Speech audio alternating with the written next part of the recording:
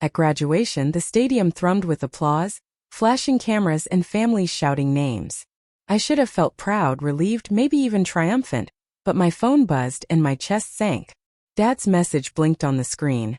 Don't count on anyone. You're on your own. The words sliced deeper than they had any right to.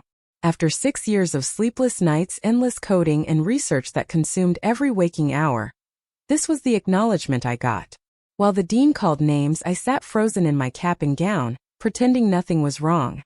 But the real turning point wasn't that text. I'm Chloe Hart. My dad has always called me the overthinking daughter, though I suspect he means it as criticism. Growing up in a quiet California town, ambition was treated like a warning, something dangerous to chase. I preferred books to pep rallies, debugging code to weekend parties, research papers to gossip. To my parents, it looked like drifting an unstable path. When I tried explaining neural networks at Thanksgiving, Dad laughed, calling me robotic, while Mom suggested I pick a realistic career. Those little dismissals piled up, convincing me early on that sharing my passions was pointless.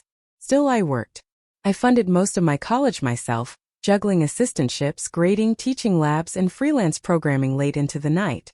I kept building quietly, because I'd learned long ago that my parents weren't listening. Graduation was supposed to be different. I watched proud families wave signs, cry, and cheer. I tried not to notice, tried not to feel the familiar pinch of invisibility. Hey, you okay? Jessica asked, nudging me. You seem elsewhere. Just tired, I forced out. But Dad's text had lodged itself in my chest. You're on your own. It wasn't accidental. He believed life was full of lessons. And apparently, even my PhD ceremony was just another reminder that I wasn't enough. Then my phone buzzed again, quiet against the roar of the crowd. I thought it was Jessica sending a meme, but the name on the screen wasn't hers. David, my CFO. My stomach tightened. He only called when something monumental happened. I whispered back, trying to keep it calm. Hey, I'm in the middle of. Chloe, he interrupted, breathless. I had to tell you, the IPO went live 20 minutes ago. We priced high. He exhaled, almost laughing. 6 billion. The IPO hit 6 billion. 6 billion. Didn't feel real. Then warmth flooded my neck as the truth sank in. People started noticing. The hushed whispers, the sideways glances. David's excited voice had carried too far. Jessica's eyes widened. Chloe, what's happening? I couldn't speak. My heart was hammering. David continued, oblivious to the growing crowd. We're trending everywhere. Investors are pouring in. Chloe, we did it. We. The weight of those words hit harder than the numbers. 4 years I'd hidden this life, the work, the dream. And now, right in front of the people who never believed in me, it was exposed. I tried to warn him, whispering, David, people can hear you. But it was too late. His final words struck like lightning. Everyone's calling you the youngest tech billionaire in the country. Everything shifted. Conversations stopped. Phones came out. The stadium buzzed with disbelief. Then Jessica grabbed my arm. Everyone heard. Everyone. And that's when I saw them.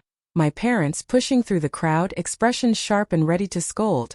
Completely unaware of the storm heading their way. If Dad's text had hurt me before, nothing could prepare him for what came next. Everything he thought he knew about me was about to shatter.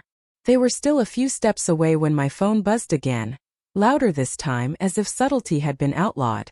I didn't want to answer, not with half the stadium already glancing my way, but the name flashing on the screen was impossible to ignore. Maria, our head of PR.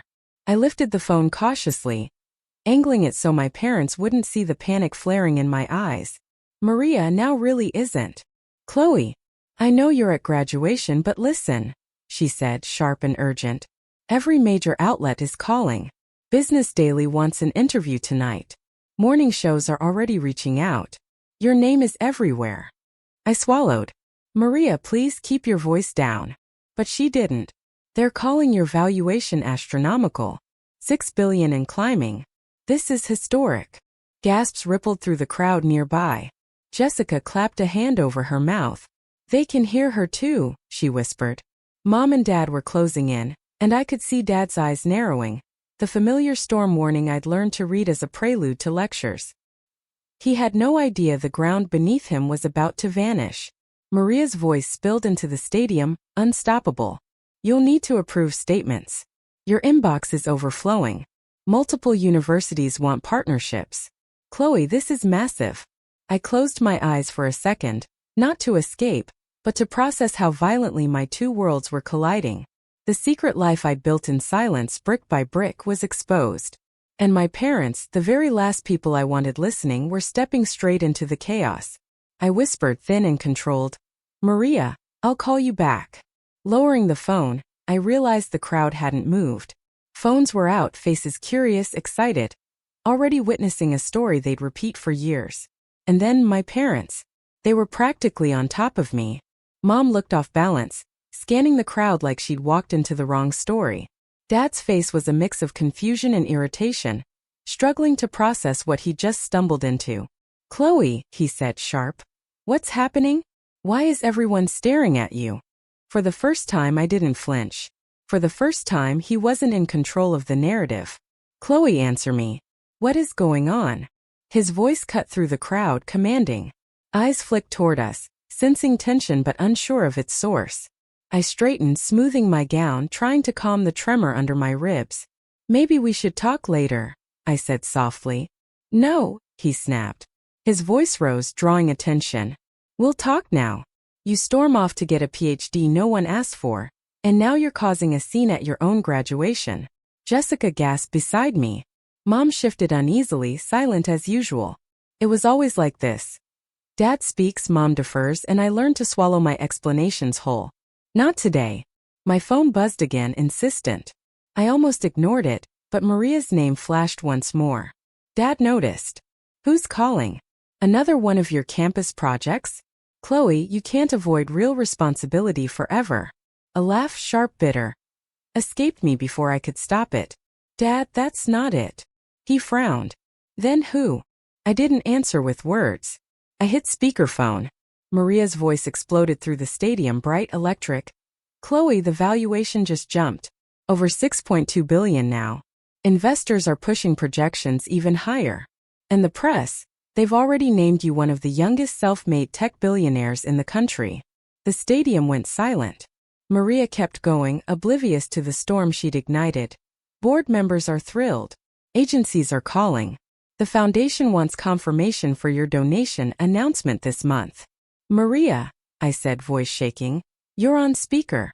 A beat. Then, oh, right. Hi everyone. Someone in the crowd laughed. Dad's face went pale. His mouth opened, closed, opened again. Mom gripped her purse so tightly her knuckles whitened. I ended the call, lowering the phone. Whispers rippled. Did she say billionaire? How old is she? That's her dad? Dad's voice came out thin. Chloe, what?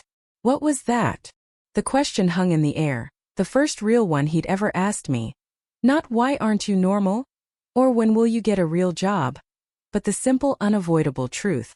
What do you actually do? I met his gaze. Fully. You texted me this morning, I said steady, telling me I'm on my own. That I shouldn't expect help. And I held his eyes, waiting for him to process the weight of it.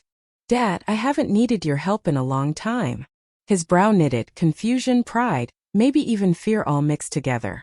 I don't understand, he said, struggling. I know, I replied softly. Because every time I tried to tell you about my work, you shut me down. You thought I was wasting my life. You never stayed long enough to see what I was building. Mom's voice finally broke through, trembling. Chloe, honey, we didn't know. I know you didn't, I said. Because you never asked. A ripple of murmurs spread through the crowd. Dad shifted, uncomfortable under the weight of strangers' attention. I reached into my bag and pulled up my banking app. Scrolling through the anonymous transfers, the help with bills, the support I'd quietly sent home over the last 4 years. I turned the screen toward them. All of these were from me, I said.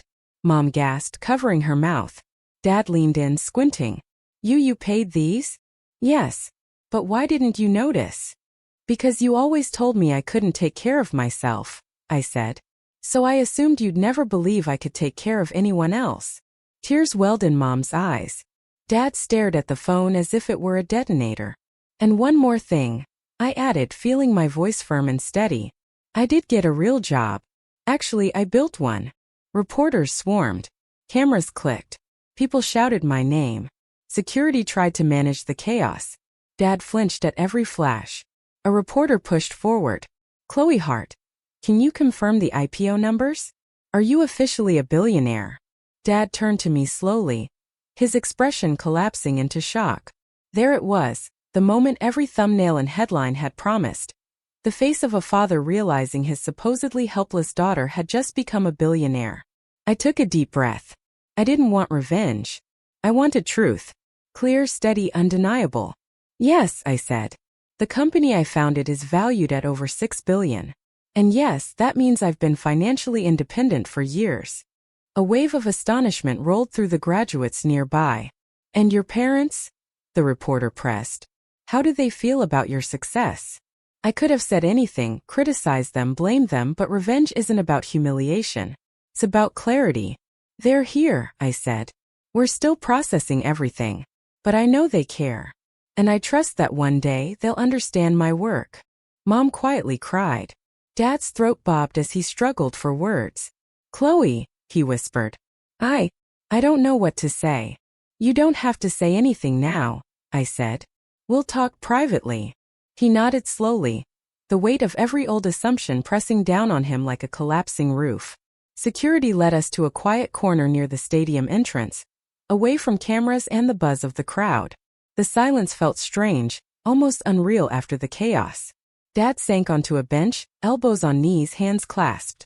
Mom stood beside him, eyes red, mascara smudged. For the first time in years, neither of them looked ready to lecture. Chloe, Dad's voice was rough. I owe you a real apology. He lifted his gaze, uncertainty in his eyes, something I had never seen before. I thought I was guiding you toward stability, he said. I didn't realize you'd already built more stability than I ever had. Mom wiped her cheeks. We were wrong about your work, your strength, everything. Their remorse didn't erase years of doubt, but for the first time I felt fully seen. I'm not angry, I said quietly. Just tired. Tired of being treated like I didn't know what I was doing. I've been standing on my own for years. I just wanted you to see me. Dad swallowed, nodding. We do now. And we're proud of you. Not because of the money, God, not that, but because you never gave up on yourself even when we didn't understand. No grand gestures, no guarantees, just accountability, slowly settling into place. We walked back toward the ceremony together. Uneasy but honest, imperfect but present. Something had shifted. Not enough to erase the past, but enough to shape the future. As I stepped back into the sunlight, the crowd still buzzing, I felt different. Not because of the IPO. Not because cameras were still pointing. But because I had stopped shrinking to fit their expectations. I realized I didn't need their approval to succeed. I only needed the courage to stand as myself. If you've ever been underestimated by your own family, know this: you're not alone.